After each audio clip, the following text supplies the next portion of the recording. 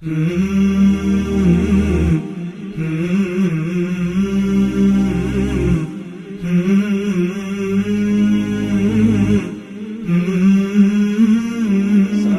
warahmatullahi wabarakatuh. Alhamdulillahi rabbil alamin wal aqibatu lil muttaqin. Wassalatu wassalamu ala rasulihil kareem wa ala alihi wa ashabihi wa man tabi'ahum bi ihsanin ila yawmiddin, amma ba'd. عن أبي عبد الرحمن عبد الله بن عمر بن الخطاب رضي الله عنهما قال: سمعت رسول الله صلى الله عليه وسلم يقول: بني الإسلام على خمس: شهادة أن لا إله إلا الله وأن محمدا رسول الله وإقام الصلاة وإيتاء الزكاة وحج البيت وصوم رمضان. رواه البخاري ومسلم. رب اشرح لي صدري ويسر لي امري واحلل عقدة من لساني يفقهوا قولي. اللهم لا حول ولا قوة الا بك. آپ تمام ناظرین اور ناظرات کا دی وے آف سلفیہ کے جانب سے منعقد ہونے والے اسٹرانگ فاؤنڈیشن کورس کے اس چوتھے ایپیسوڈ میں استقبال ہے. ناظرین، آج ہم انشاءاللہ ارکان اسلام پر ایک تفصیلی گفتگو کریں گے. ارکان اسلام کیا ہے، اس کے بارے میں جاننے کے لیے اگر ہم صحیح بخاری اور صحیح مسلم کی اس حدیث پر غور کریں جو ابھی میں نے آپ کے سامنے پڑھی ہے، تو سیدنا عبداللہ ابن عمر ابن خطاب رضی اللہ تعالی عنہما کہتے ہیں کہ میں نے نبی اکرم صلی اللہ علیہ وسلم کو فرماتے ہوئے سنا: اسلام کی بنیاد 5 چیزوں پر ہے. شہادتین کا اقرار، یعنی اشہد ان لا الہ الا اللہ و اشہد ان محمدن رسول اللہ. اس کے بعد نماز کا قیام، زکوٰۃ کی ادائیگی، رمضان کے روزے اور بیت اللہ کا حج.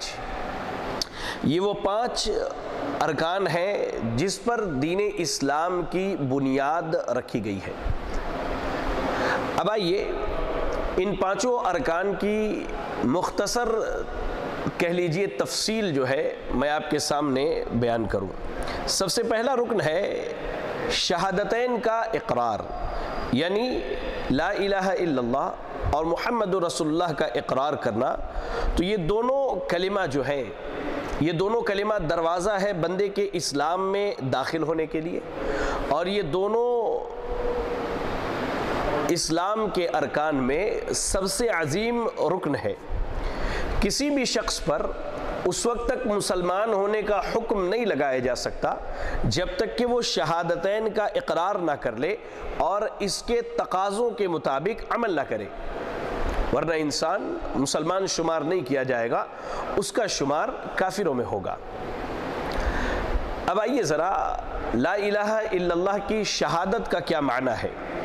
لا الہ الا اللہ کی شہادت کا معنی یہ ہے کہ انسان اپنی زبان سے اس کلمے کا اقرار کرے اس طور پر کہ اس کے معنی اور مفہوم کا اسے علم ہو، اور ظاہری اور باطنی طور پر یہ کلمہ جن اعمال کا تقاضا کرتا ہے ان تمام تقاضوں کو پورا کرے. اللہ اکبر. یاد رکھیں کہ انسان بغیر اس کے معنی اور مفہوم کو سمجھے ہوئے یا اس کے اقرار کے بعد اس کے تقاضے کو پورا کیے بغیر اگر زندگی گزارے تو علماء کے اجماع یا کہہ لیجئے اہل اسلام کے اجماع کے مطابق جو ہے اس کا یہ اقرار کرنا فائدہ مند نہیں ہے، بلکہ قیامت کے دن جو ہے یہ اس کے اوپر حجت بن جائے گا، نہ کہ اس کے لیے حجت بنے. لا الہ الا اللہ کا معنی کیا ہے؟ اے لا معبود بحق الا اللہ وحدہ سبحانہ وتعالی، کہ حقیقی اور سچا معبود اگر کوئی ہے تو اللہ سبحانہ وتعالی ہے. یہ کلمہ اس کے 2 ارکان ہیں. پہلا نفی اور اثبات، جیسا کہ آپ کے سامنے ہم نے دوسرے ایپیسوڈ میں جہاں ہم نے عقیدہ توحید کی بات کی تھی وہاں تفصیلی طور پر بتلایا تھا. کلمہ لا الہ الا اللہ کے جو ہے کچھ شروط ہیں جن شروط کا جاننا انتہائی اہم اور ضروری ہے. ان تمام افراد اور اشخاص کے لیے، ان تمام ہمارے نوجوانوں کے لیے، ہماری بہنوں کے لیے، ہمارے بچوں کے لیے جنہوں نے اس کلمہ لا الہ الا اللہ کا اقرار کیا ہے. کلمہ لا الہ الا اللہ کے 7 شروط علماء نے بیان کی ہے، اور یہ شروط کہاں سے آئے ہیں؟ یاد رکھیے یہ شروط علماء نے اپنے طور پر وضع نہیں کیا ہے یا اپنے طور پر بنایا نہیں ہے، بلکہ کتاب و سنت کے جب تمام دلائل کا استقراء کیا اور اسے پڑھا اور اسے کھنگالا تو یہ 7 شروط جو ہے ہمارے سامنے کھل کر کے واضح ہو گئے۔ ان میں سب سے پہلا شرط جو ہے العلم، یعنی جب کوئی بندہ لا الہ الا اللہ کہتا ہے تو اسے علم ہونا چاہیے اس کلمے کے مطابق، اور اس کے اندر جہالت نہیں ہونی چاہیے اس کلمے کے تعلق سے۔ یعنی پہلی شرط کیا ہے؟ ایسا علم جو جہالت کے منافی ہو، یعنی بندے کو اس کلمے کے نفی اور اس بات دونوں کا علم ہو کہ اس کلمے کے اندر جو ہے تمام معبودان باطلہ کا انکار کیا گیا ہے اور ایک اللہ واحد کی عبادت کا اقرار کیا گیا ہے، تو اس طور پر اسے اس بات کا علم ہونا چاہیے کہ تمام عبادتوں کا حقدار اور تمام عبادتوں کا مستحق اللہ رب العالمین ہے۔ اس کی دوسری شرط کیا ہے؟ یقین، جو شک کے منافی ہو، یعنی انسان جب اس کلمے کو اپنی زبان سے ادا کرے تو اسے اس کلمے کے تعلق سے مکمل یقین ہونا چاہیے کہ اللہ رب العالمین ہی حقیقی معبود ہے، کسی شک شبہ میں نہ پڑے، اور یہ کلمہ جب وہ اپنی زبان سے ادا کرے تو دلی طور پر بالکل مطمئن ہو، اس کے دل کے اندر کوئی شک اور شبہ نہیں ہونی چاہیے۔ اچھا، اس کی تیسری شرط جو ہے وہ ہے القبول، یعنی اقرار کرنا جو رد کرنے کے منافی ہے۔ یعنی آدمی جب اس کلمے کو پڑھ لے تو اب اس کی ذمہ داری ہے کہ یہ کلمہ جن جن چیزوں کو چاہتا ہے، جن جن چیزوں کا تقاضا کرتا ہے، ان تمام تقاضوں کو پورا کرے اور ان تمام خبروں کی تصدیق کرے اور ان تمام اوامر کی اتباع کرے اور ان تمام مناہی سے رک جائے جو یہ کلمہ اس کے سامنے پیش کرنے والا ہے۔ ایسے ہی اس کی چوتھی شرط جو ہے انقیاد ہے۔ انقیاد یعنی تابعداری، فرما برداری۔ انقیاد جو ترک کے منافی ہے، کہہ لیجئے اس کا مطلب یہ ہے کہ بندہ جو ہے اپنے آپ کو اس کلمے کے تقاضوں کے سامنے سرنڈر کر دے، بالکل جھکا دے۔ اس کے بعد جو ہے پانچویں شرط جو ہے الصدق، یعنی سچائی جو کذب اور جھوٹ کے منافی ہے۔ یعنی جب بندہ اس کلمے کو کہے تو سچے دل سے کہے، اس طور پر کہ اس کا دل جہاں اس کلمے کے اقرار سے مطمئن ہو، جہاں وہ اپنی زبان سے اس کلمے کا اقرار کرے، وہی اس کا دل بھی اس کلمے کے اقرار سے مطمئن ہونا چاہیے۔ اللہ اکبر۔ ورنہ آپ دیکھیں منافقین کی کیا حالت تھی، وہ زبان سے کہتے تھے لیکن ان کا دل کیا ہے؟ اس کلمے کے تعلق سے مطمئن نہیں تھا۔ ایسے ہی چھٹی شرط جو ہے وہ ہے اخلاص جو شرک کے منافی ہے۔ یعنی بندہ جب کوئی عمل کرے یا اس کلمے کے تقاضے کو پورا کرے تو اس کے تمام اعمال جو ہے وہ شرک سے پاک ہونے چاہیے، ریا اور دکھاوے اور نمود سے پاک ہونا چاہیے۔ قرآن مجید آپ پڑھیے سورۃ البینہ کی آیت نمبر 5 میں اللہ رب العالمین نے کہا وَمَا أُمِرُوا إِلَّا لِيَعْبُدُوا اللَّهَ مُخْلِصِينَ لَهُ الدِّينَ حُنَفَاءَ، کہ لوگوں کو یہی حکم دیا گیا ہے کہ وہ اللہ کی عبادت کرے دین کو اس کے لیے خالص کرتے ہوئے۔ اور ساتویں شرط ہے محبت جو بغض کے منافی ہے، یعنی بندے کو اس کلمے سے محبت ہونی چاہیے اور یہ کلمہ جن چیزوں کا تقاضا کرتا ہے ان تقاضوں سے محبت ہونی چاہیے۔ ایسے ہی اس کلمے کے جو اقرار کرنے والے اہل ایمان ہیں، اہل اسلام ہیں، ان سے محبت ہونی چاہیے، اور جو اس کلمے سے نفرت کرنے والے ہیں، بغض رکھنے والے ہیں، ان کے تعلق سے بندے کے دل میں بغض اور نفرت ہونی چاہیے۔ چلیں، یہ 7 شروط ہیں جو کلمہ لا الہ الا اللہ کے بیان کیے جاتے ہیں۔ اس کے بعد شہادتین کے اقرار کے بعد، اس کے شروط کے بعد میں آپ کو بتلاؤں کہ یہ جو کلمہ توحید ہے اس کی عمومی طور پر 3 قسمیں بیان کی جاتی ہے، جس کا تفصیلی ذکر جو ہے ہمارے دوسرے ایپیسوڈ میں آپ کے سامنے بیان کیا جا چکا ہے۔ آئیے اب کلمے کا جو دوسرا حصہ ہے کلمہ شہادت کا، وہ ہے اشہد ان محمدن رسول اللہ، یعنی میں گواہی دیتا ہوں کہ محمد صلی اللہ علیہ وسلم اللہ کے رسول ہیں۔ اس کا معنی کیا ہے؟ یعنی اس کا معنی یہ ہے، اس کلمے کا مفہوم یہ ہے کہ جہاں بندہ اللہ کے نبی صلی اللہ علیہ وسلم کے نبی اور رسول ہونے کی گواہی دے، وہیں اللہ کے نبی صلی اللہ علیہ وسلم کی اطاعت کرے آپ کے دیے گئے احکامات میں، اور تصدیق کرے ان تمام خبروں کی جو آپ نے دی ہے، اور ان تمام امور سے رکا رہے جس سے آپ نے روکا ہے۔ اللہ اکبر، اللہ اکبر۔ یہ کلمہ کہہ لیجئے کہ کلمہ شہادت کا جو دوسرا ٹکڑا ہے اشہد ان محمدن رسول اللہ جو ہے، یہ کیسے جو ہے ہمارے حق میں یعنی قبول ہو سکتا ہے، یا ہم کس طور پر اس کو اقرار کریں؟ تو یاد رکھیں کہ جب ہم اس کلمے کا اقرار کریں تو کامل یقین اور ایمان ہونا چاہیے کہ محمد صلی اللہ علیہ وسلم اللہ کے بندے اور اس کے رسول ہیں۔ اللہ تعالیٰ نے آپ کو تمام انسانوں اور جنوں کی طرف نبی اور رسول بنا کر کے بھیجا، آپ خاتم النبیین ہیں، یعنی تمام نبیوں اور رسولوں کے سلسلے کو اللہ نے آپ کو بھیج کر کے ختم کیا، اور آپ صلی اللہ ایسے ہی اللہ کے رسول صلی اللہ علیہ وسلم جو ہے اللہ رب العالمین کے ایک مقرب اور قریبی بندے ہیں۔ اللہ کے نبی صلی اللہ علیہ وسلم کی اتباع کی جائے، آپ کے احکامات کو مانا جائے، آپ نے جن چیزوں سے روکا اس سے رک جایا جائے، اور آپ کے تمام سنت کو قولی سنتیں جو ہے یا کہہ لیجئے کہ عملی سنتیں ہیں یا جو تقریری سنتیں، ان تمام پر پابندی سے عمل کیا جائے۔ سورۃ الاعراف آیت نمبر 158 پڑھی، اللہ نے کیا کہا؟ قل یا ایھا الناس انی رسول اللہ الیکم جمیعا، کہہ دیجئے اے لوگوں میں تم سب کی طرف اللہ کی جانب سے بھیجا ہوا رسول ہوں۔ اللہ اکبر، اللہ اکبر۔ ایسے ہی نبی صلی اللہ علیہ وسلم کی کہہ لیجئے کہ نبوت اور رسالت کے اقرار میں کچھ چیزیں اور بھی شامل ہیں۔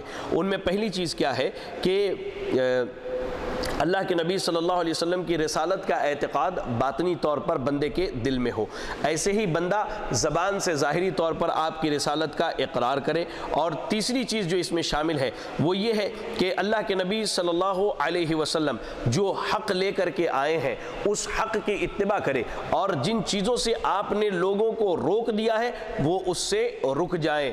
قرآن مجید پڑھیے آپ، سورۃ الاعراف کی آیت نمبر 158 میں اللہ نے کہا فآمنوا باللہ ورسولہ النبی الأمی الذی یؤمن باللہ وکلماتہ واتبعوہ لعلکم تہتدون، کہ تم اللہ پر ایمان لاؤ اور اس کے رسول نبی امی پر ایمان لے آؤ جو اللہ اور اس کے کلمات پر ایمان رکھنے والے ہیں، اور تم ان کی اتباع کرو تاکہ تم سیدھی راہ پر آ جاؤ، ہدایت کے راستے پر آ جاؤ۔ ایسے ہی چوتھی چیز جو یہ ہے کہ اللہ کے نبی صلی اللہ علیہ وسلم نے جو بھی خبر دیا ہے ان تمام خبروں کی تصدیق کی جائے۔ اس کی مثال یوں سمجھیے کہ آپ نے قیامت، اس کی علامت اور اس کی نشانیوں کے بارے میں بتلایا، تو ایک مسلمان کی ذمہ داری یہ ہے کہ قیامت، اس کی علامت اور اس کی نشانیوں پر جو ہے مکمل یقین رکھے، ایمان رکھے، اور آپ نے جو غیبیات بتلائی ہیں اس پر بھی ایمان رکھے۔ ایسے ہی پانچویں چیز یہ ہے کہ اللہ کے نبی صلی اللہ علیہ وسلم سے انسان اپنے نفس، اپنے مال، اپنے اولاد، اپنے والدین اور کائنات کے تمام افراد سے زیادہ محبت نبی صلی اللہ علیہ وسلم سے کرے، اور آپ کی محبت کا تقاضا یہ ہے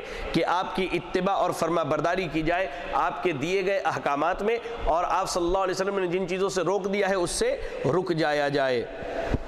قرآن مجید پڑھیے سورہ آل عمران آیت نمبر 31، آیت نمبر 31 میں اللہ نے کہا قل ان کنتم تحبون اللہ فاتبعونی یحببکم اللہ ویغفر لکم ذنوبکم، کہ لوگوں اگر تم اللہ سے محبت کرتے ہو تو نبی کی اتباع کرو، اللہ بھی تم سے محبت کرے گا اور تمہارے گناہوں کو معاف کر دے گا۔ ایسے ہی اللہ کے نبی صلی اللہ علیہ وسلم ارشاد فرماتے، صحیح بخاری صحیح مسلم کی روایت ہے، لا یؤمن احدکم حتی اکون احب الیہ من والدہ وولدہ والناس اجمعین، کہ تم میں کا کوئی آدمی اس وقت تک ایمان والا نہیں ہو سکتا جب تک کہ میں اس کے نزدیک اس کی آل و اولاد سے، اس کے بیوی بچوں سے اور تمام لوگوں سے زیادہ محبوب نہ ہو جاؤں۔ اللہ اکبر۔ اور چھٹی چیز جو اللہ کے نبی صلی اللہ علیہ وسلم کی نبوت اور رسالت کے اقرار اور تصدیق میں داخل ہے وہ یہ ہے کہ اللہ کے نبی صلی اللہ علیہ وسلم کی سنتوں پر عمل کیا جائے، آپ صلی اللہ علیہ وسلم کی سنتوں پر عمل کیا جائے۔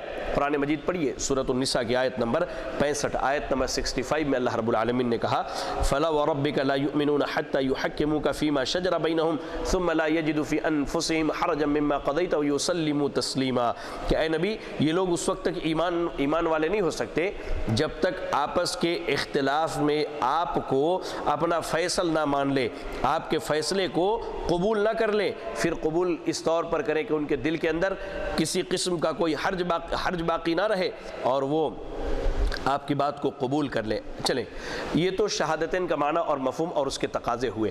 اس کی فضیلت پر کچھ باتیں بتلا دوں میں آپ کو کہ شہادتین جو ہے یہ ارکان اسلام کے رکن میں سب سے پہلا رکن ہے، اور یہ دروازہ ہے بندے کے اسلام میں داخل ہونے کا، اور انہی کلمات کی وجہ سے آسمان اور زمین جو ہے یہ قائم ہے، اور اللہ رب العالمین نے انہی کلمات کی برآوری کے لیے تمام انسانیت کی تخلیق کی۔ اس کے بعد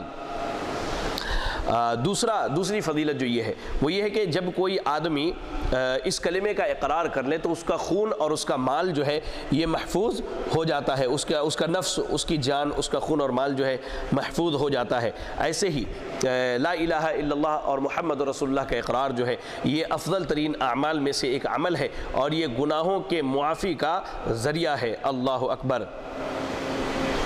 اور اس کلمے کی فضیلت میں یہ بھی آپ جان لیجئے کہ یہ اتنا عظیم کلمہ ہے کہ اس میں اللہ کا ذکر بھی داخل ہے، اس کے اندر دعا بھی ہے، اللہ کی بڑائی اور بزرگی بھی ہے، اور اس میں دعائے عبادت کا بھی تذکرہ کیا گیا۔ اور اکثر و بیشتر جو ہم اذکار دیکھتے ہیں کتاب و سنت کے، اس میں لا الہ الا اللہ کا ذکر ہمیں اور آپ کو ملتا ہے۔ چلیں، تو یہ پہلا رکن تھا ارکان اسلام میں سے شہادتین کا اقرار، جس کی مختصر سی تفصیل آپ کے سامنے رکھی گئی۔ چلیں، دوسرا رکن جو ہے وہ ہے نماز۔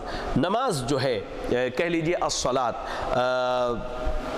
نماز ایک ایسی عظیم عبادت ہے جس کو اللہ رب العالمین نے کتاب و سنت، اللہ رب العالمین نے قرآن مجید میں اکثر و بیشتر مقامات پر بیان کیا ہے، اور اس کی فضیلت اور اس کے قائم کرنے والے کی فضیلت اور اس کے قائم کرنے والے کے اجر و ثواب کا بارہا اللہ رب العالمین نے ذکر کیا ہے۔ اب لفظ صلاۃ جو ہے لغت میں صلاۃ کے معنی ہوتے ہیں دعا کے، لغت میں کیا ہے؟ صلاۃ کے معنی ہوتے ہیں دعا کے۔ سورۃ التوبہ کی آیت نمبر 103 اگر آپ پڑھیے 103، اللہ نے کیا کہا؟ وَصَلِّ عَلَيْهِمْ إِنَّ صَلَاتَكَ سَكَنٌ لَهُمْ، اے نبی آپ ان کے لیے دعا کیجئے، بے شک آپ کا دعا کرنا ان کے حق میں ان کے لیے باعث سکون ہے۔ اور اصطلاحی طور پر نماز ایک ایسی عبادت کو کہتے ہیں جو شامل ہے مخصوص اقوال اور افعال کو، مخصوص اقوال اور افعال کو، جس کی ابتدا اللہ اکبر تکبیر تحریمہ سے ہوتی ہے، اور جس کی انتہا السلام علیکم ورحمۃ اللہ سے ہوتی ہے۔ اچھا، نماز یہ شامل ہے مخصوص اقوال اور افعال کو۔ تو اقوال سے مراد کیا ہے؟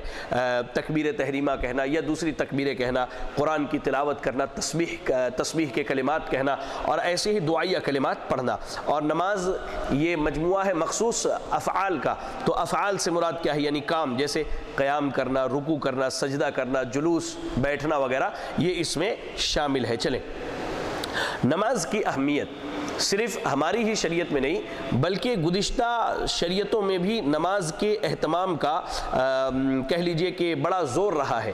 آپ دیکھیں کہ ایک ایسی آسمانی، اللہ رب العالمین نے ایک ایسی عبادت ہمارے اوپر فرض کی ہے نماز کو، جو گزشتہ آسمانی شریعتوں میں بھی فرض کی گئی۔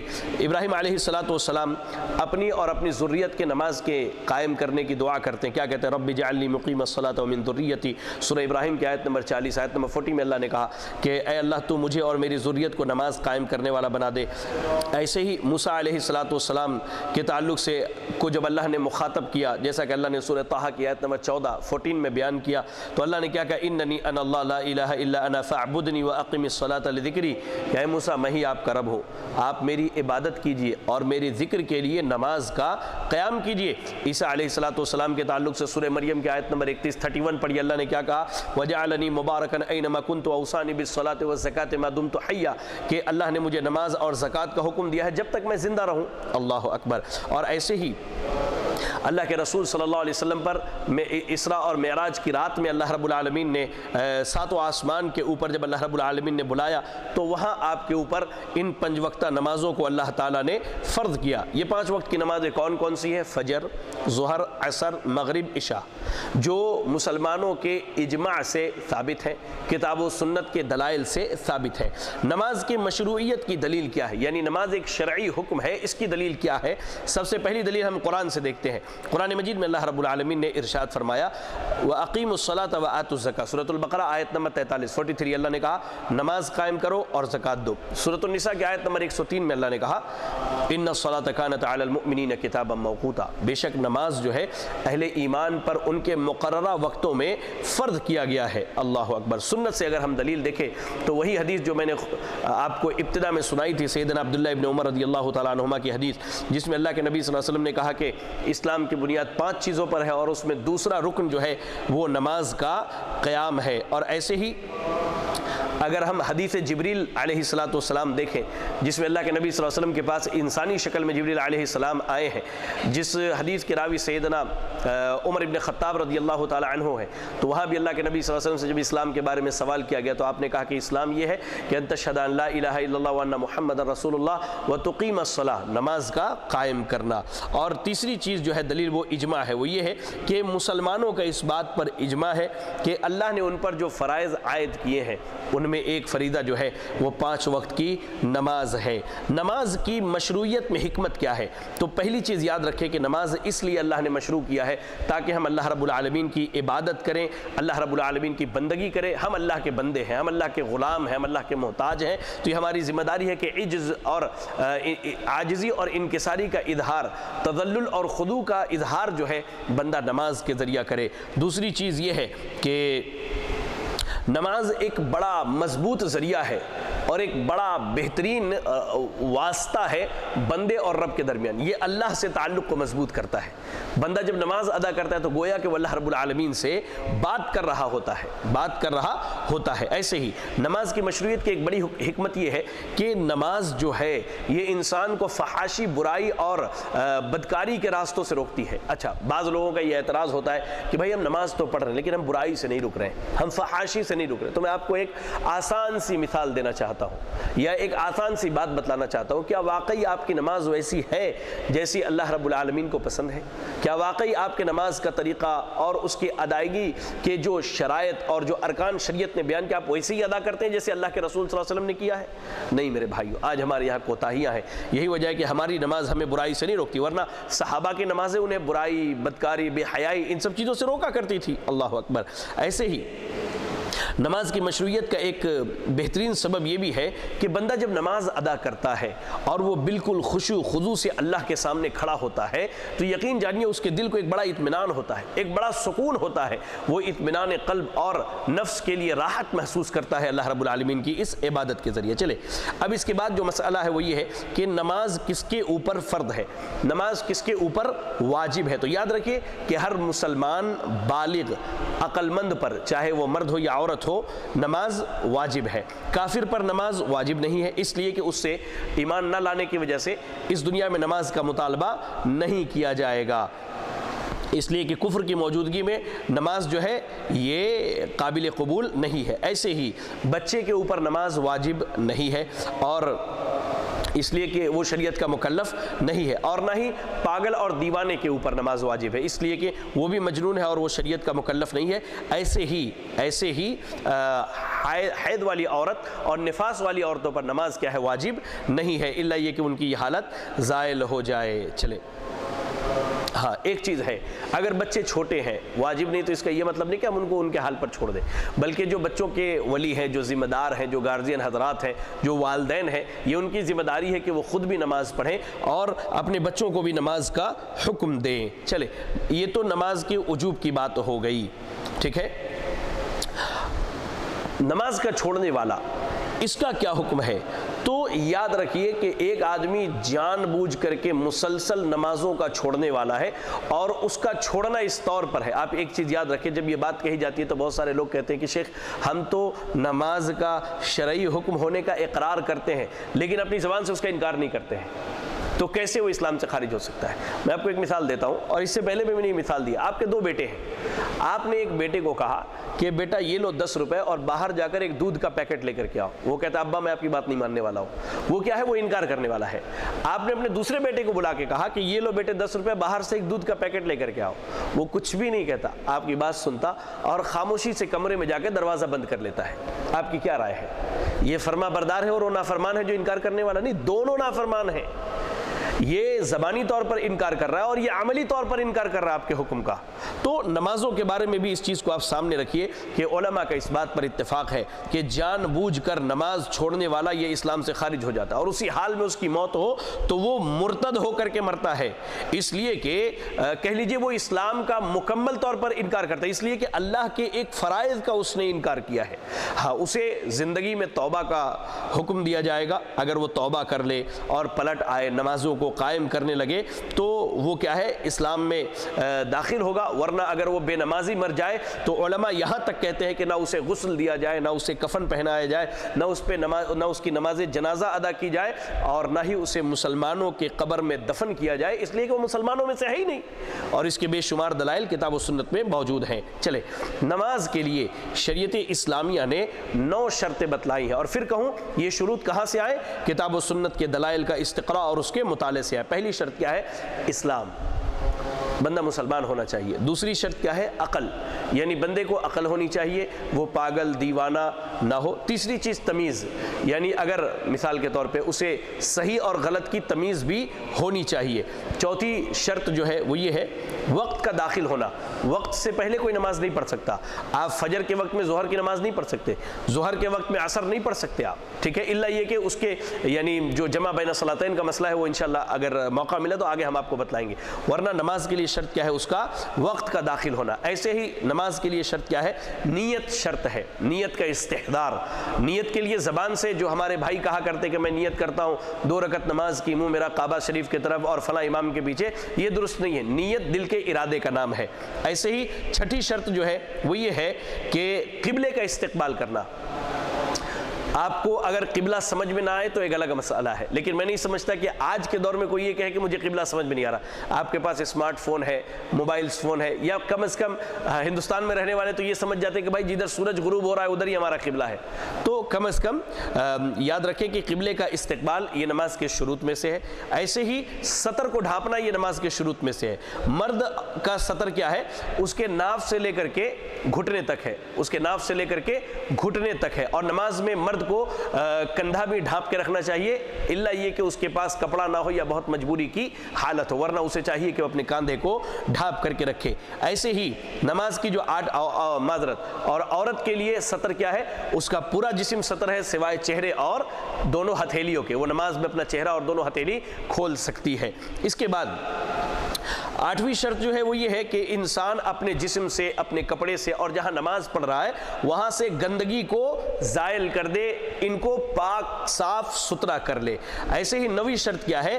حدث کو دور کرنا. حدث کو دور کرنا یعنی حدث اصغر ہے، یعنی جیسے ہوا خارج ہو گیا یا سو گیا تو اس صورت میں وہ وضو کر لے. اور اگر حدث اکبر ہے جیسے منی کا خارج ہونا یا عورت کا حیض سے پاک ہونا، نفاس سے پاک ہونا، تو اس صورت میں کیا ہے؟ وہ غسل جنابت کرے. یہ ان کے لیے شرط ہے. بہرحال چلے، اب یہ تو شرائط ہو گئے. ان میں پہلی شرط کیا تھی؟ معذرت، شرائط ہو گئے. اس کے بعد جو چیز میں آپ کو بیان کرنے والا نماز کے تعلق سے وہ کیا ہے؟ وقت کا داخل ہونا. وقت کا داخل ہونا. تو اس میں نماز کے اوقات کیا ہے؟ آپ ایک چیز جان لیجئے، ظہر کا وقت کب ہے؟ سورج کے زوال سے لے کر کے، سورج کے زوال سے شروع ہوتا ہے، یعنی جیسے سورج درمیانی آسمان سے تھوڑا مائل ہونے لگا اس وقت سے لے کر کے جب تک ہر چیز کا سایہ اس کے برابر نہ ہو جائے تب تک ظہر کا وقت رہتا ہے. اب آپ کیسے چیک کریں گے؟ ایک آسان طریقہ ہے، آپ ایک لکڑی لیجئے اور اس کی لمبائی ناپ لیجئے اور چھت پر اسے نصب کر دیجئے اور دیکھیے کہ سورج کی جب مائل ہوتا ہے تو اس کی لمبائی کتنی ہے، اس لکڑی کے برابر ہے تو ظہر کا وقت جو ہے ابھی وہاں موجود ہے. جیسے اس سے زیادہ ہوا ظہر کا وقت ختم ہو گیا. عصر کا وقت شروع ہوتا ہے کب؟ کہ ظہر کا وقت جیسے ختم ہوا یعنی ہر چیز کا سایہ اس کے برابر تھا، اب وہ 2 مثل ہو گیا تو اس وقت سے لے کر کے سورج کے زرد پڑنے تک، یعنی سورج یلو کلر کا ہوتا چلا جاتا ہے، ٹھیک ہے، ڈوبنے سے پہلے زرد پڑنے تک جو ہے عصر کا وقت ہے. مغرب کا وقت کب ہے؟ سورج غروب ہونے سے لے کر کے آسمان میں جو لالی چھائی رہتی ہے، شفق جب تک موجود رہتا ہے اس وقت تک مغرب کا وقت ہے. اور عشاء کا وقت کیا ہے؟ عشاء کا وقت جو ہے مغرب کا وقت جیسے ختم ہوا، آسمان کی لالی جیسے ختم ہو گئی اس وقت سے لے کر کے آدھی رات تک رہتا ہے. اور اس کے بعد جو ہے فجر کا وقت جو ہے وہ یہ ہے کہ صبح جب طلوع ہو جائے اس وقت سے لے کر کے جب تک سورج طلوع نہ ہو تب تک فجر کا وقت باقی رہتا ہے. اور یہ جو میں نے آپ کو باتیں بتلائی وقت کے تعلق سے، صحیح مسلم کی ایک روایت ہے سیدنا عبداللہ ابن عمرو ابن عاص رضی اللہ تعالی عنہما کی، آپ اسے انشاءاللہ دیکھ سکتے ہیں.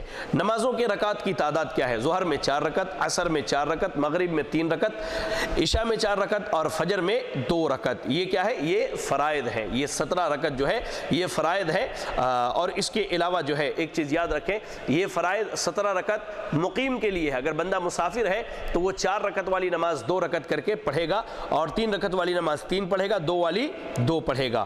نماز کے فرائض میں ایک چیز یاد رکھیں کہ طاقت اگر ہے انسان کو تو وہ کھڑا ہو کر کے نماز پڑھے. ایسے ہی دوسری چیز کیا ہے؟ تکبیر تحریمہ کہنا، اللہ اکبر. تیسری چیز جو ہے سورۃ الفاتحہ پڑھنا. اور یہ کہہ لیجئے کہ نماز کے فرائض میں سے، اور ہر نماز میں، چاہے آپ فرض نماز پڑھیں، سنن پڑھیں، نوافل پڑھیں، چاہے آپ وطر کی نماز پڑھیں، چاہے آپ عیدین کی نماز پڑھیں، چاہے آپ نماز جنازہ پڑھیں، تمام نمازوں میں اکیلا پڑھیں یا امام کے پیچھے پڑھیں، سورۃ الفاتحہ پڑھنا آپ کے اوپر فرض ہے. ایسے ہی نماز کے فرائض میں ہے رکوع کرنا. اگر رکوع کرنے کی مکمل طاقت نہ ہو، کوئی بیماری ہے، مسئلہ ہے، تھوڑا بھی جھک گئے آپ کے لیے کافی ہے. ایسے ہی رکوع سے سر اٹھانا. نماز کے فرائض میں سے ایک چیز ہے 7 اعضاء پر سجدہ کرنا. یہ 2 ہاتھ، پیر کی جو 2 بڑی انگلیاں ہیں جسے ہم انگوٹھا کہتے ہیں پیر کا، وہ 2 انگلیاں، یہ 2 گھٹنے، 2 2 4، یہ 2 ہاتھ 6 اور ایک چہرہ 7. عورتوں کو بھی ایسے ہی سجدہ کرنا چاہیے 7 اعضاء پر. عورتیں جو زمین پر لیٹ جاتی ہیں بالکل جس طرح کتا پیر پھیلا کے بیٹھتا ہے، ویسا عورتوں کے لیے نماز پڑھنا جائز اور درست نہیں ہے، ویسا سجدہ کرنا ان کے لیے جائز نہیں ہے. 7 اعضاء پر اللہ کے نبی نے سجدہ کرنے کا حکم دیا، اور یہ نماز کے فرائض میں سے ہے. اگر عورتیں چھوڑتی ہیں تو کہہ لیجئے کہ ان کی نماز جو ہے باطل ہو سکتی ہے. بہرحال اس کے بعد جو ہے 7 اعضاء پر سجدہ کرنا. سجدے کی ایک بات آئی تو میں آپ کو بتا دوں. بعض لوگ کیا کرتے ہیں کہ کرسی پر نماز پڑھتے ہیں، یا بعض عورتیں کرسی پر نماز پڑھتی ہیں. اب وہ زمین پر سجدہ نہیں کر سکتے تو اس صورت میں وہ کیا کرتے ہیں؟ سامنے والے چیئر کے اوپر 2 پیلوز لگا دیتے، تکیہ لگا کے اس پر سجدہ کرتے ہیں. تو یہ درست نہیں ہے، یہ درست نہیں ہے. آپ کو اللہ نے جتنی طاقت دی ہے اتنا ہی کیجئے. زمین پہ پیشانی ٹکا سکتے ٹھیک ہے، ورنہ تھوڑا زیادہ جھک جائیے رکوع کی کیفیت سے زیادہ، یہ آپ کے لیے کافی ہے انشاءاللہ. ایسے ہی 2 سجدوں کے درمیان بیٹھنا، 2 سجدوں کے درمیان بیٹھنا، آخری تشہد میں بیٹھنا، ٹھیک ہے، اور معذرت دوسری رکعت کے بعد والے تشہد میں بیٹھنا، اور ایسے ہی آخری تشہد میں بیٹھنا. ان تمام ارکان کو اطمینان سے ادا کرنا، یہ بھی نماز کے فرائض میں سے ہے. اور ایسے ہی ان تمام ارکان کو ترتیب سے ادا کرنا. ایسا نہیں کہ رکوع پہلے کرے، رکوع بعد میں کرے، سجدہ پہلے کر لے، قیام بعد میں کرے اور رکوع سجدے نہیں. ترتیب سے جو میں نے بیان کیا ویسے. اور آخری جو فرض ہے وہ کیا ہے کہ سلام پھیرنا، سلام پھیرنا. چلیں یہ فرائض ہو گئے، ارکان فرائض ہو گئے. نماز کے واجبات، علماء نے نماز کے 8 واجبات بیان کی ہیں. سب سے پہلا واجب کیا ہے؟ تمام تکبیریں کہنا. جیسے پہلے تکبیر کے اللہ اکبر، اس کے بعد جو تکبیریں ہیں جیسے رکوع میں گئے اللہ اکبر، تو یہ جو ہے یہ سب کو کہنا ہے، چاہے امام ہو یا مقتدی ہو، تمام تکبیروں کو سب نے کہنا ہے. اچھا دوسری چیز جو ہے سمیع اللہ لمن حمیدہ، یہ تسبیح جو ہے امام کے اوپر واجب ہے، اور آدمی اکیلا نماز پڑھے اس وقت بھی اس کے اوپر واجب ہے. چلیں اس کے بعد ہے ربنا ولک الحمد، یہ تحمید جو ہے سب پر واجب ہے، چاہے امام ہو، چاہے مقتدی ہو، چاہے بندہ تنہا نماز پڑھے. ایسے ہی رکوع میں سبحان ربی العظیم کہنا، سجدے میں سبحان ربی الاعلیٰ کہنا، دونوں سجدوں کے درمیان رب اغفر لی کہنا، یا اللہم اغفر لی ورحمنی واہدنی وعافنی وارزقنی کہنا. ایسے ہی 7ویں شرط جو ہے وہ یہ ہے کہ پہلے تشہد میں بیٹھنا اور التحیات للہ والصلوات والطیبات والسلام علیک ایھا النبی ورحمۃ اللہ وبرکاتہ، السلام علینا وعلی عباد اللہ الصالحین، اشہد ان لا الہ الا اللہ واشہد ان محمدا عبدہ ورسولہ، یا اس طرح کے جو کلمات وارد ہیں وہ کلمات پڑھے جائیں. 8واں جو واجب وہ یہ ہے کہ پہلے تشہد میں جو ہے سکون سے بیٹھنا. ان واجبات میں سے اگر کسی نے کوئی واجب کو چھوڑ دیا تو اس کی نماز باطل ہو جاتی ہے، اور کسی نے بھول کر کے جہالت میں چھوڑ دیا تو وہ سجدہ سہو کر لے، یہ اس کے لیے کافی ہے. نماز باجماعت یہ مردوں پر مسجد جا کر کے پڑھنا فرض ہے، اور تنہا نماز پڑھنے سے 27 گنا زیادہ افضل ہے۔ عورتوں کے لیے گھر میں نماز پڑھنا افضل ہے، لیکن اگر وہ مسجد جانا چاہے تو کوئی انہیں منع نہ کرے، اللہ کے نبی نے اس سے منع کیا ہے۔ نماز کے مبطلات، وہ چیزیں جس سے نماز جو ہے باطل ہو جاتی ہے، کیا ہے؟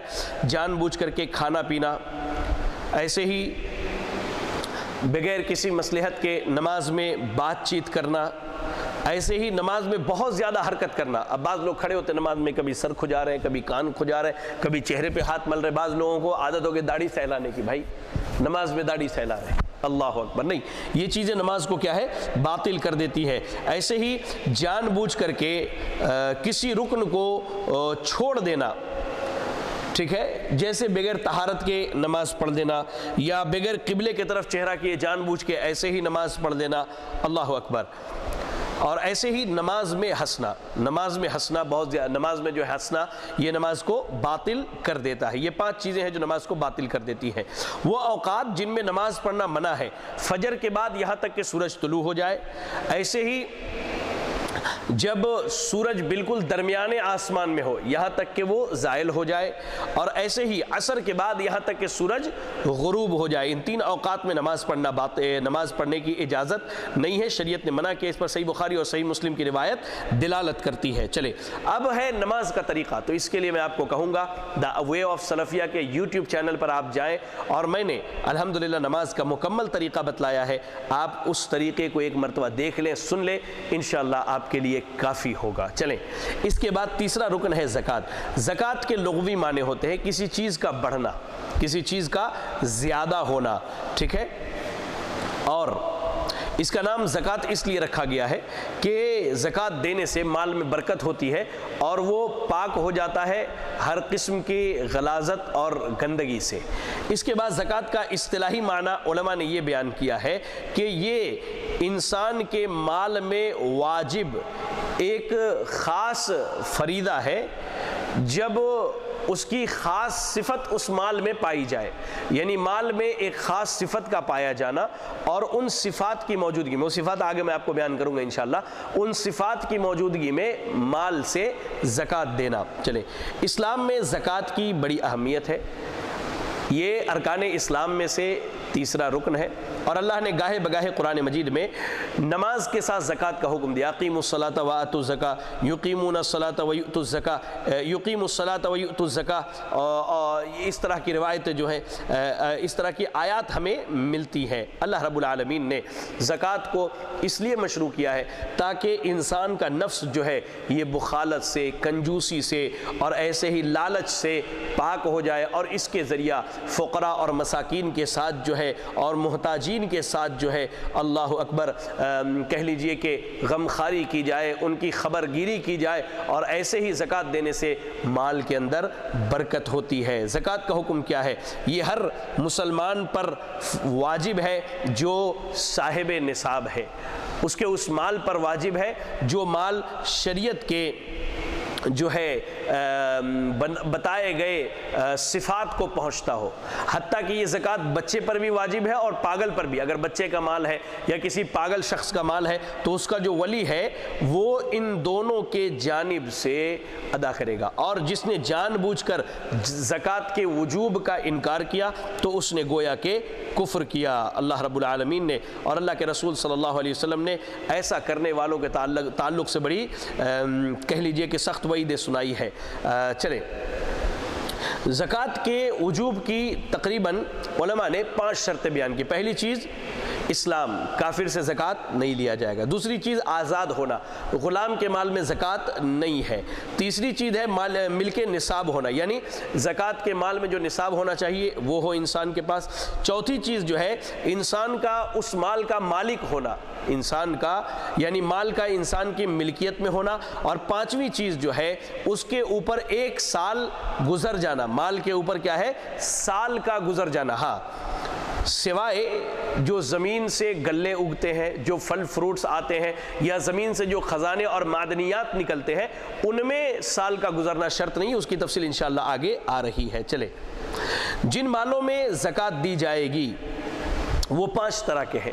پہلی چیز سونا اور چاندی، اور ان کا مقدار کیا ہے؟ سونا جو ہے کم سے کم آپ کے پاس 85 گرام ہونا چاہیے اور اس پر 1 سال گزر جائے۔ مثال کے طور پر آج جو ہے آپ دیکھیے کہ 7 اگست ہے، 7 اگست 2021 کو آپ کے پاس 85 گرام سونا ہے۔ آئندہ سال 7 اگست 2022 میں بھی آپ کے پاس 85 گرام یا اس سے زیادہ موجود ہے تو آپ کے اوپر زکوٰۃ واجب ہے، ٹھیک ہے۔ اور اس کے بعد دوسری چیز میں نے بتائی چاندی، چاندی کا مقدار کیا ہے؟ 595 گرام ہونا چاہیے۔ اب جو کرنسی ہمارے یہاں چلتی ہے، جو نوٹ چلتے ہیں، تو اس میں زکوٰۃ کیسے نکالا جائے؟ تو آدمی یا تو سونے کے مقدار کو لے لے یا چاندی کے مقدار کو لے لے۔ 85 گرام سونے کی قیمت یا 595 گرام چاندی کی قیمت کے برابر یا اس سے زیادہ اس کے پاس مال ہے اور اس کے اوپر 1 سال گزر چکا ہے تو وہ اس میں کیا ہے؟ زکوٰۃ ادا کرے گا۔ چلے، جہاں تک زیورات کا تعلق ہے تو زیورات اگر انسان استعمال کے لیے نہ رکھے بلکہ کہہ لیجئے کہ اللہ تعالیٰ رحم فرمائے اس نے سیونگ کے طور پہ پیسوں کے بجائے زیورات خرید لیے، سونے اور چاندی خرید لیے، تو اس کے اوپر تو زکوٰۃ ہے۔ اور اہل علم کے راجح قول کے مطابق جو زیورات استعمال میں ہیں ان کے اوپر بھی زکوٰۃ دینا یہ واجب ہے اور یہ ضروری ہے۔ چلیں، اب اس کے بعد جو ہے کچھ جواہرات ہے، جیسے ہیرا ہے، موتی ہے، تو اس طرح کی چیزوں میں زکوٰۃ نہیں ہے اہل علم کے صحیح قول کے مطابق، اس لیے کہ اس کی کوئی دلیل نہیں ملتی۔ ہاں، یہ چیزیں اگر تجارت کے لیے ہے تو بطور تجارت کے اموال ان سے آنے والے فائدے پر زکوٰۃ دیا جائے گا۔ چلیں، دوسری چیز، ایک تو ہو گیا آپ کو سونا چاندی اور کرنسی کی بات ہو گئی، اب دوسری چیز جو ہے وہ ہے جانور۔ تو جانور میں اونٹ، گائے اور بکری، ان 3 قسموں میں زکوٰۃ ہے۔ اونٹ میں زکوٰۃ کی صورت کیا ہے؟ اگر آپ کے پاس 5 سے لے کر کے 9 تک کے اونٹ ہے، یعنی 5 سے لے کر کے 9 تک اونٹ ہے آپ کے پاس، تو آپ اس میں 1 بکری زکوٰۃ دیں گے۔ ایسے ہی آپ کے پاس 10 سے لے کر کے 14 اونٹ ہے تو اس صورت میں آپ 2 بکری زکوٰۃ دیں گے، ٹھیک ہے۔ ایسے ہی آپ کے پاس اگر کہہ لیجئے کہ 15 سے لے کر کے 19 تک ہے اونٹ تو آپ اس میں 3 بکریاں دیں گے۔ 20 سے لے کر 24 تک اونٹ ہے تو آپ اس میں 4 بکریاں دیں گے۔ 25 سے لے کر 35 تک اگر آپ کے پاس اونٹ ہے تو آپ جو ہے 1 سال کی ایک اونٹنی دیں گے، اور آپ کے پاس 36 سے لے کر 45 تک اونٹ ہے تو آپ 2 سال کی ایک اونٹنی دیں گے۔ ایسے ہی اگر آپ کے پاس 46 سے لے کر کے 60 تک کے ہیں تو اس صورت میں جو ہے آپ ایک کہہ لیجئے کہ 3 سال کا اونٹ دیں گے۔ اس طرح یہ تفصیل ہے جو شریعت نے بیان کیا ہے۔ آگے اور بھی یہ لمبی تفصیل ہے، وقت اجازت نہیں دیتا، اس سے میں کہہ لیجئے کہ رکتا ہوں۔ چلیں، دوسری چیز ہے گائے اگر آپ کے پاس 30 سے لے کر کے 39 تک ہے، گائے 30 سے لے کر 39 تک ہے تو اس صورت میں آپ 1 سال کا بیل یا 1 سال کی گائے زکوٰۃ میں دیں گے۔ اگر آپ کے پاس 40 سے لے کر کے 59 تک کی گائے ہے، یعنی 40 سے لے کر 59 کی تعداد میں ہے، تو اس صورت میں آپ جو ہے ایک 2 سال کی گائے جو ہے آپ زکوٰۃ کے طور پر دیں گے۔ اگر آپ کے پاس 60 سے لے کر کے 69 تک ہے تو آپ 2 گائے صدقہ کریں گے۔ اس کی عمر کتنی ہونی چاہیے؟ 1 سال، ایک سال کی 2 گائے۔ اس کی بھی تفصیل ہے۔ بکریاں ہیں، بکریوں کے تعلق سے یاد رکھیں، اگر آپ کے پاس 40 سے لے کر کے 120 بکری ہے تو آپ 1 بکری زکوٰۃ دیں گے۔ 121 سے لے کر کے 200 ہے تو آپ 2 بکری دیں گے۔ 201 سے لے کے 300 بکریاں ہے تو آپ 3 بکریاں دیں گے، اور 300 کے اوپر جتنا زیادہ چلا جائے ہر 100 میں آپ نے 1 بکری زکوٰۃ کے طور پر دینا ہے۔ تیسری چیز جو ہے وہ ہے کہ جو پھل فروٹس اگتے ہیں یا جو کھیتیاں ہم کرتے ہیں تو اس میں جو ہے کہہ لیجئے کہ جب آپ کے پاس اگنے والے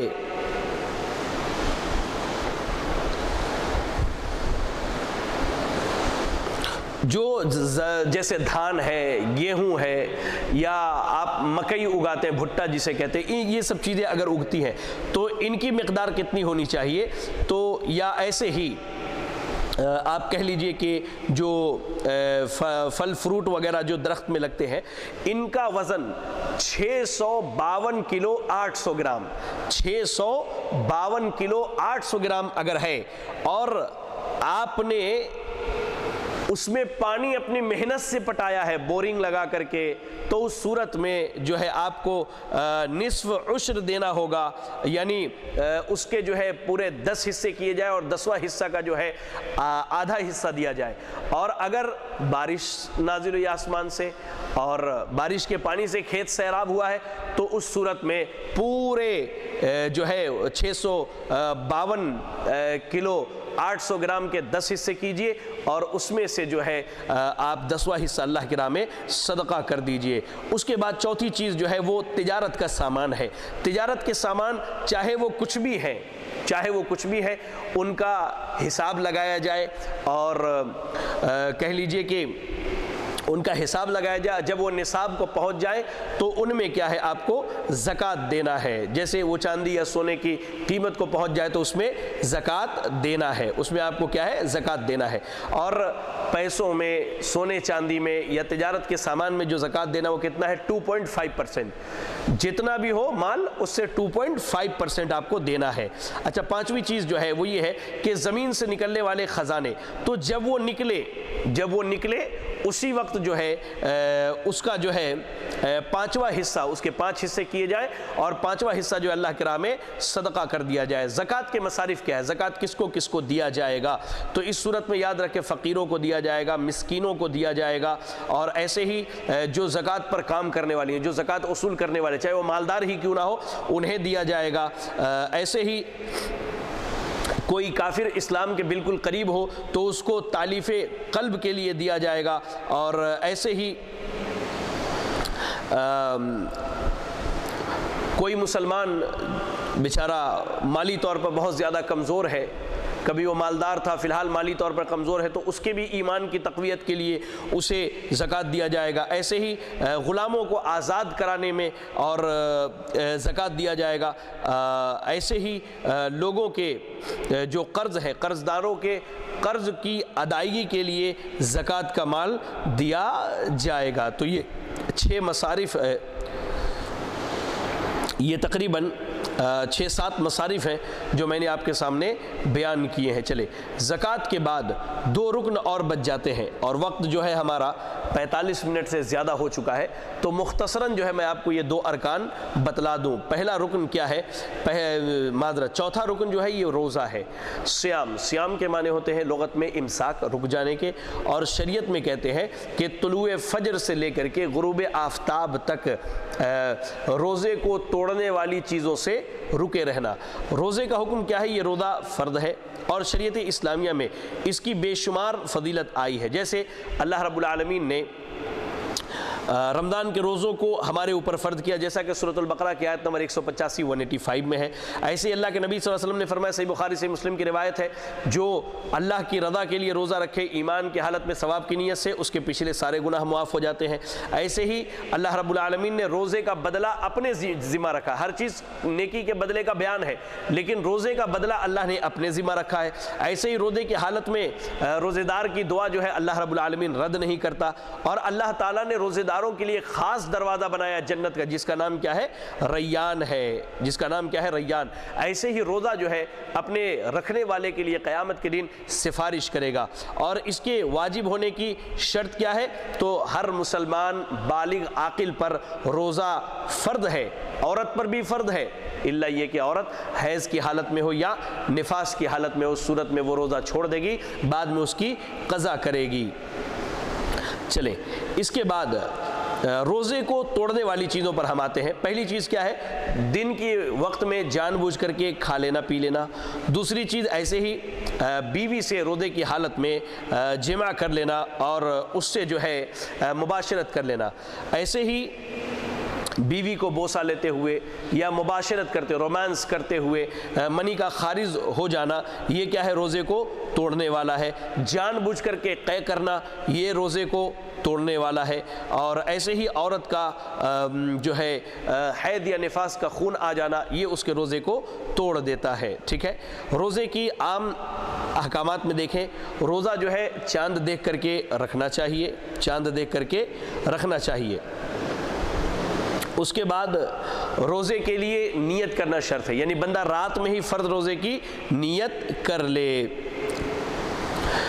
کسی بھی مسلمان کے لیے جو روزہ رکھنے کی طاقت رکھتا ہے اس کے لیے یہ حلال نہیں ہے کہ جان بوجھ کر کے روزے کو چھوڑ دے، جان بوجھ کر کے روزے کو چھوڑ دے۔ ہاں اگر کوئی بوڑھا ہے، کوئی بوڑھی عورت ہے یا بیمار ہے تو اس صورت میں کیا ہے، وہ اگر روزہ نہیں رکھ سکتے ہیں تو ان کے جانب سے جو ہے ایک مسکین کو روزانہ کھانا کھلا دیا جائے، یہ اس کے لیے کافی ہے۔ اور ایسے ہی مسافر کے لیے روزہ چھوڑنا جائز ہے، وہ روزہ چھوڑ سکتا ہے۔ ایسے ہی وہ عورت جو حاملہ ہے، اگر وہ اس کو حالت حمل میں یا دودھ پلانے والی عورت ہے تو اس صورت میں اگر وہ چاہے تو روزہ انشاءاللہ چھوڑ سکتی ہے، بعد میں اس کی قضا کر لے۔